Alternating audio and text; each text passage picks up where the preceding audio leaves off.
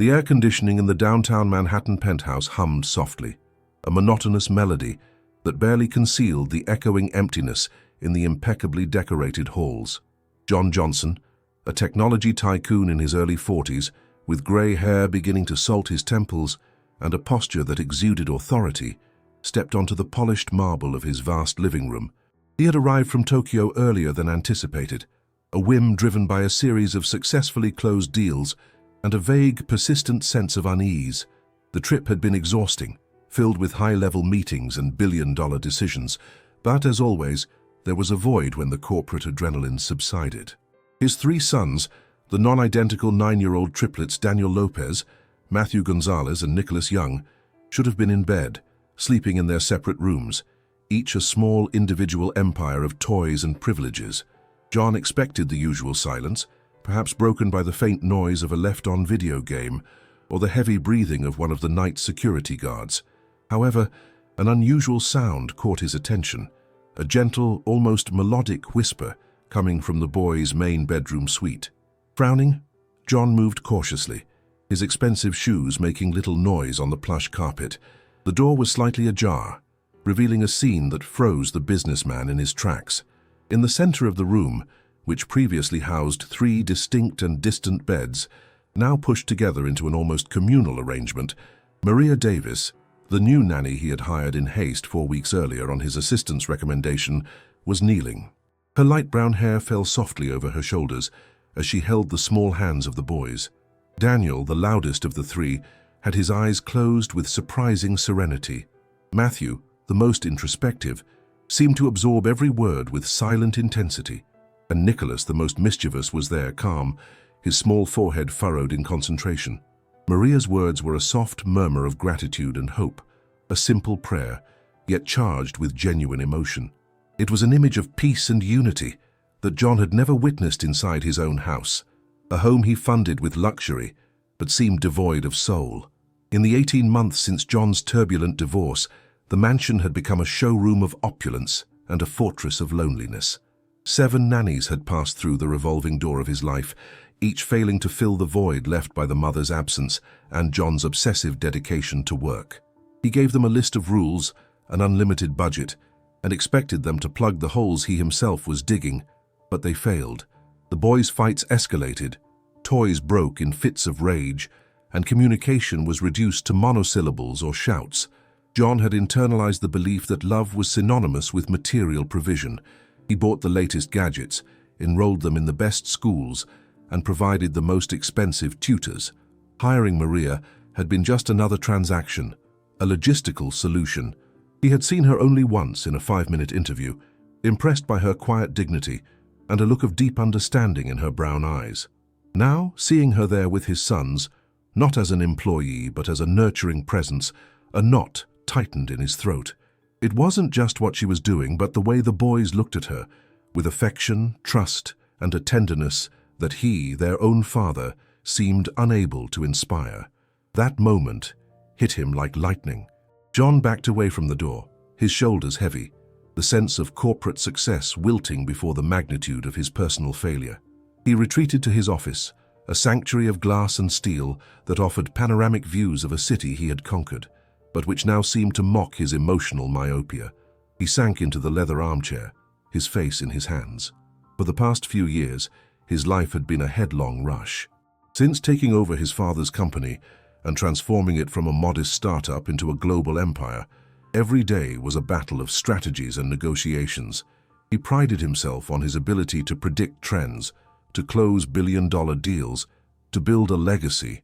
But what kind of legacy was this if his own children, the only living heritage that mattered, were emotionally disintegrating under his own inattention?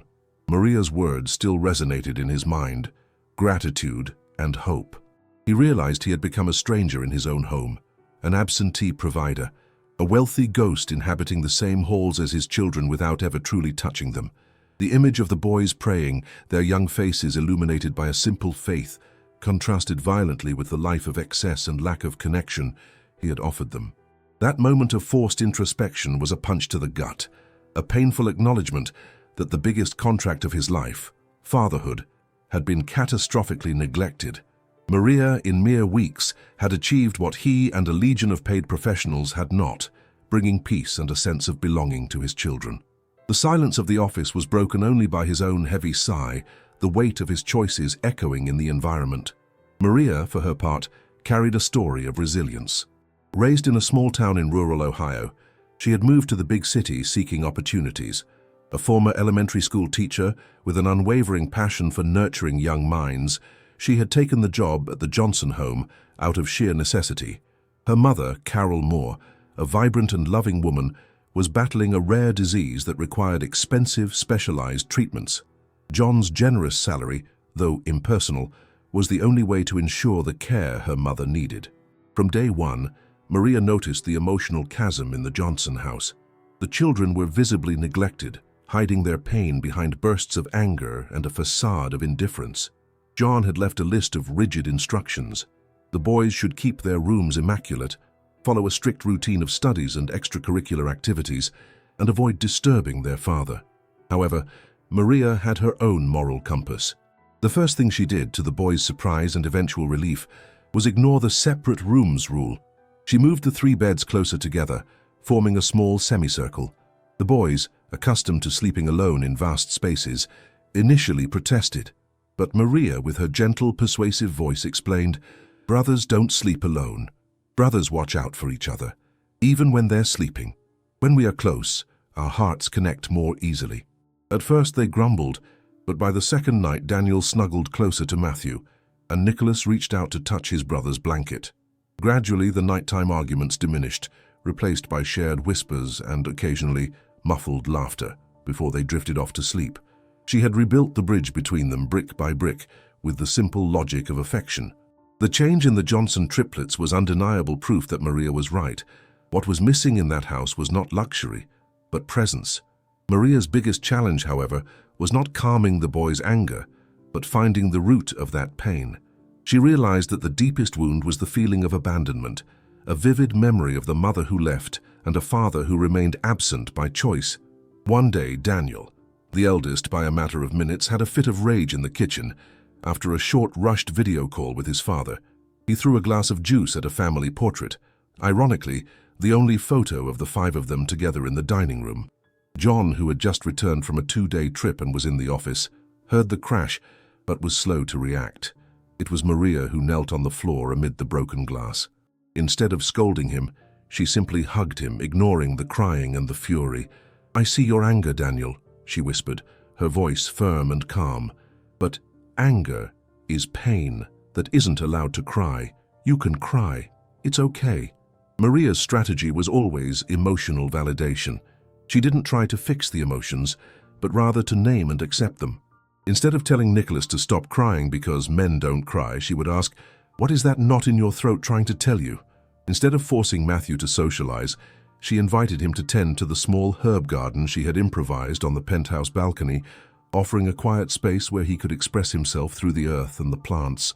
The herb patch became their secret sanctuary, a verdant, fragrant contrast to the gray concrete of New York. It was there, amid the soil and basil, that Matthew, the quietist, finally revealed his darkest fear. "I think if I were nicer or smarter, Mom would have stayed," he confessed in a whisper, his eyes fixed on the dirt. Maria stopped working, held his face in her hands, and said with an intensity that made him weep, "Matthew, your mother didn't leave because of you. She left because she was lost. Her heart was broken. That has nothing to do with how wonderful you are." The relief in the boy's expression was palpable, as if a weight of years had been lifted from his shoulders. Gradually, the children's transformation began to affect John. Driven by guilt and curiosity, he started spending more time at home. He cancelled a major tech conference in Seattle, claiming family emergency, a phrase he had never used in his life. When Maria met him at the airport, she looked at him without surprise, but with a dignity that disarmed him. He felt less like the billionaire boss and more like the disoriented father. His first attempt at interacting with the children was disastrous. He tried to gift them the most expensive gaming console on the market. They thanked him politely, but went back to playing impromptu soccer on the lawn with Maria. He felt rejected, the most familiar face of his absence. Maria intercepted him later in the kitchen. "Your sons don't need more gifts, John. They need you. They need connection, not contracts." He looked at her, the frustration evident on his face. "I don't know how to do this, Maria. I'm out of practice." She smiled gently, a smile that brightened the coldness of the stainless steel kitchen. "Just be present. Leave the phone in the office. Ask them about their day and listen. Don't try to fix things. Just be there." Little by little, he followed her advice. One evening, Nicholas was struggling with a science project. Maria was great with the creative part, but the numbers and logic of the project seemed beyond her scope. She invited John to help. Reluctantly, he sat down at the table. 30 minutes later, he was laughing, covered in glue and paint, explaining the concept of propulsion to Nicholas with the same passion he used to close deals. At that moment, he realized the difference. At work, he solved problems for profit. At home, he connected out of love. He started playing baseball with Daniel in the garden, despite his initial fear that sports would dirty his pricey suits. And most importantly, he started to listen. John's admiration for Maria quickly turned into something deeper and more complex. It wasn't just gratitude for the rescue of his children, but an undeniable attraction to the strong, compassionate woman she was. Her simplicity, her modest dress, the way she spoke of her faith and her sick mother, all contrasted with the sophisticated, superficial women he usually encountered in his social circle. He yearned for the small moments of interaction with her, the smell of coffee in the kitchen in the morning, the furtive exchange of glances over the boys' heads. The turning point came on a Friday night. It was the triplets' 9-year-old birthday. Instead of the extravagant party his ex-wife used to organize, Maria suggested a simple dinner at the kitchen table. When it was time to blow out the candles, she instigated a new tradition. Everyone had to name the best thing that had happened that week. Daniel said the best thing was his father coming to his baseball game. Matthew talked about the first flower that bloomed in his herb garden. And Nicholas, the most sensitive, looked at John, his bright blue eyes shining, and said, "My favorite thing is that you're here, Dad. I love you." John couldn't bear it. He abruptly stood up and ran to his room, slamming the door shut. There, he allowed himself to cry for the first time in years, a silent, convulsive weeping, mourning all the lost years, all the unspoken "I love yous," all the time he had stolen from himself and his children. Maria knocked softly and entered. She found him sitting on the floor, the most powerful man on Wall Street reduced to a grieving father. "Why did you run away?" she asked gently, without judgment. Because I don't deserve it. I don't deserve his love," he replied, his voice hoarse with pain. Maria knelt down, her brown eyes fixed on his. "You're not being loved out of merit, John. You are being loved because you are their father, and they see that you are changing. They see that you are fighting. I see it." In that moment, the barrier between boss and employee crumbled. John reached out and touched her face, a hesitant touch, but charged with repressed emotion. You're not just the nanny, Maria. You are our anchor." The air between them crackled, the attraction undeniable, the class difference a mere whisper against the force of human connection. But Maria suddenly stood up, the mask of professionalism restored in seconds. "I need to get back to the children, John. Please respect my space." Their relationship became a precarious dance between closeness and distance. John was in love, but Maria, aware that his world was different, resisted with fierce determination. She knew that in her reality, a love between the billionaire boss and the nanny would only end in humiliation and pain. The real complication came in the form of Patricia Johnson, John's powerful and socially demanding mother. She arrived for an unexpected visit, immediately noticing the transformed atmosphere of the house and her son's growing proximity to the new employee. Patricia was not openly cruel, but she was coldly calculating. She invited Maria to a private lunch at a luxury restaurant, a stage set for subtle humiliation.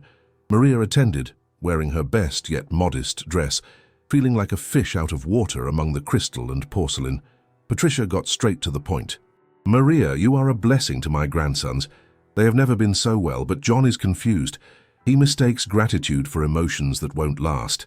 The matriarch then slid a check across the table, an astronomical sum, $5 million. "Take this money. It's enough for your mother's treatment and to secure your life in Ohio. Resign and leave before this becomes a scandal. Do it for yourself and for him. It's the only way to protect him from the ruin of his reputation and to protect you from the inevitable heartbreak." Maria looked at the check, a value capable of changing her life in an instant. and at Patricia's impassive face. The offer was tempting, and in a cruel and utilitarian way the matriarch was right. Maria refused the money but accepted the logic. She knew that their love, however pure, would not survive the relentless scrutiny of John's society. That very night, Maria waited for the children to fall asleep. She packed her bags, leaving behind the simple dress she wore the day she met the children and the only keepsake she had kept, a small drawing by Matthew of the secret sanctuary he had given her. She could not risk their love becoming the second great absence in the boys' lives. Her priority was their emotional survival, even if it meant her own pain. Maria then knelt beside the three pushed-together beds, kissed each of the boys and made a silent promise. "I love you, my darlings, but sometimes loving also means knowing when to leave." She left the mansion in silence before dawn, leaving only a resignation note for John. She had returned to the only thing she could control, her dignity. If the story is touching your heart and stirring that bittersweet sense of injustice, then consider joining our community by subscribing to the channel so you don't miss the conclusion of this journey and other stories of resilience we share. Now share your reflection. In your opinion, what was Maria's greatest proof of love? Was it resisting John or refusing the money and leaving? Your perspective is valuable to our community. John Johnson found Maria's resignation note pinned with a magnet to the stainless steel refrigerator. "My mother needs me." Returning to Ohio, the coldness of the note violently contrasted with the fire of the passion he felt. Patricia's check for $5 million lay on the office table, untouched. He knew immediately what had happened. His mother had not bought her off. She had expelled her with the relentless logic of class difference. The pain was a tight knot in his chest, but anger fueled him. He headed to the children's room. The chaos that greeted him was a mirror of his disturbed soul. Nicholas was hiding under the blanket, crying softly. Matthew had shattered one of the small herb pots in their secret sanctuary, the dirt spread out like an open wound. And Daniel, the eldest, was screaming at the night nanny Patricia had hastily hired. "You all lie. She promised she wouldn't leave us." The image of his children, broken once more by absence, was the final catalyst for John's transformation. He understood that Maria had not left him because she didn't love him. She had left because she feared becoming the second tragedy in their lives. John did the only thing a businessman would do. He reversed the transaction. He called his mother Patricia, demanding she come to the penthouse immediately. When she arrived immaculate in her designer suit, he confronted her with controlled yet devastating fury. "You looked at her and saw a threat to your social standing. I looked at her and saw the only person who taught me how to be a father. You taught me to fear failure, to value money over affection. Or you made Maria leave because she isn't from our circle, but you destroyed the only real thing we had in this house." Patricia, accustomed to her son's silent obedience, faltered. John continued, exposing the cracks in his own life. "Our family fell apart because I was what you taught me to be, an absent provider. My ex-wife left me because I was married to my bank account, not to her. Maria gave me back my humanity. She taught me to pray with my sons, to play baseball in the yard, to feel. You took her from me because she was inadequate. If she is inadequate, then I am too. And for the first time in my life, I'm proud of it." Patricia looked at her son's broken face and at the grandsons screaming upstairs. For the first time, the steel armor of the socialite cracked, revealing a brief glimpse of regret. John made an immediate and dramatic decision. He was going after Maria. He gathered the boys, and instead of trying to calm them with lies, he was honest. "Maria is gone. She had to go take care of her mother, but she also left because your grandmother made her feel unwelcome. That was a terrible mistake, and I'm going to fix it. I'm going to bring her back, and I'm not going alone." Daniel, Matthew, and Nicholas stopped crying, the hope Maria had taught them to cultivate rekindling in their eyes. "She's our family, Dad," Daniel said, his voice choked with emotion. "We're going with you." John looked at his mother. She, without a word, grabbed her purse and took her car keys. "Let's go," she said, her voice surprisingly soft. "I have an apology to make too." The journey to Maria's small hometown in rural Ohio was a pilgrimage for the Johnson family. John drove, his sons in the back, and Patricia in the passenger seat. The matriarch, instead of criticizing or judging, watched her grandsons as they murmured a prayer Maria had taught them, a simple request that she be safe and return. The scene deeply touched Patricia. who for the first time felt the strength of simple faith and unconditional love she had tried to eradicate from her son's life. Maria, in Ohio, was in her small house, caring for her sick mother, Carol Moore. The return was a shock. The silence without the loving chaos of the triplets was deafening. She felt empty, but determined to settle for the dignity she had preserved. However, she was unprepared for the scene that unfolded on her front porch. John, the Wall Street billionaire, stood there, his hair disheveled from the trip, his suit rumpled, and by his side, his 3 sons and his mother, Patricia. The boys ran first, Matthew, Nicholas, and Daniel, hugging her with the fierceness of longing. "You're our family, Maria. You promised family doesn't abandon each other," Nicholas cried out. Maria, unable to resist the pure love, burst into tears. Then John approached, not with the arrogance of a mogul, but with the humility of a broken man. He knelt right there in front of Maria's humble house, ignoring the astonishment of the neighbors. "I come here, not as your boss, but as a man who was lost and who you saved. I love you, Maria. I love the woman you are and the father you taught me to be. If you come back, I give up everything. I give up my reputation, my circle, my old life. I choose you, and I choose us." Maria looked at John, at the tear-filled eyes of the boys, and at Patricia, who approached shyly.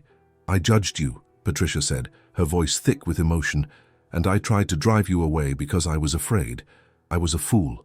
Please, forgive me, Maria. You are the only one who managed to bring light back into this family." Forgiveness was granted with an embrace between the 2 women, an act that sealed the end of social barriers and unconditional acceptance. Maria smiled at John, her hesitation vanishing. "I don't want you to give up your world, John. I want you to bring our world into it. I want you to fight for us, but without having to become less than you are. I want you to choose me, but also choose the man you have become." John, still kneeling, took her hand. "Maria Davis," he said, with the absolute certainty of a businessman closing the deal of his life, "marry me. Teach us to pray every night, for the rest of our lives." The celebration was a fusion of the 2 worlds. The wedding took place 6 months later, not in a lavish cathedral in New York, but in Maria's small, warm community church in Ohio. The reception hall was decorated with herbs and flowers from Matthew's secret sanctuary, symbolically transported. John and Maria, radiant, exchanged their vows. John promised, "I promise to be present. I promise to be your equal, your partner, and the father our children need." Maria promised, "I promise to love the man you were and the wonderful man you are becoming. I promise to bring light into your world and never to let them go again." The triplets, impeccable in their small tuxedos, served as pages and ring bearers. At the reception, John gave an emotional speech, speaking about the true meaning of wealth. He, Maria, their sons, and surprisingly Patricia, knelt in the center of the hall, holding hands, leading the prayer of thanks. The richest businessman in New York, kneeling beside his wife, a former small-town teacher, taught his most sophisticated guests to value what truly mattered: faith and family. John Johnson realized he had traded the loneliness of billions for the priceless wealth of a redeemed heart and a family that prays together and stays together. Months later, the family received the news that Maria was pregnant, expecting a girl, the living proof of a new beginning and a love that overcame all barriers. Tell us in the comments, which city are you watching our stories from, and let us know. Did you love the video, and what is the biggest lesson you learned from John and Maria's journey? We are so glad you're here.